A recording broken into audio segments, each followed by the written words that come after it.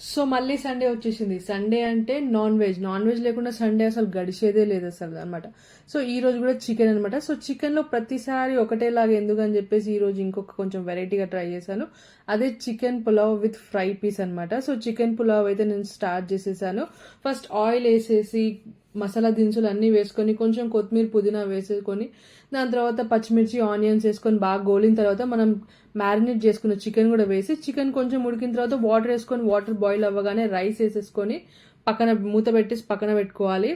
So అది cooker whistle వచ్చేలోపు మనం చికెన్ లెగ్ పీస్ని అయితే ఫ్రై చేసుకుందాం. మంచిగా రోస్ట్గా ఫ్రై చేసుకోవాలి.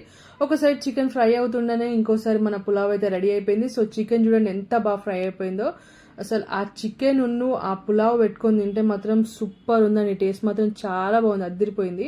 కొంచెం నిమ్మకాయ విండేసుకొని ఆనియన్తో చికెన్ పీస్ తింటే మాత్రం సూపర్ ఉంది. నచ్చితే లైక్ చేయండి, సబ్స్క్రైబ్ చేయడం మాత్రం మర్చిపోకండి.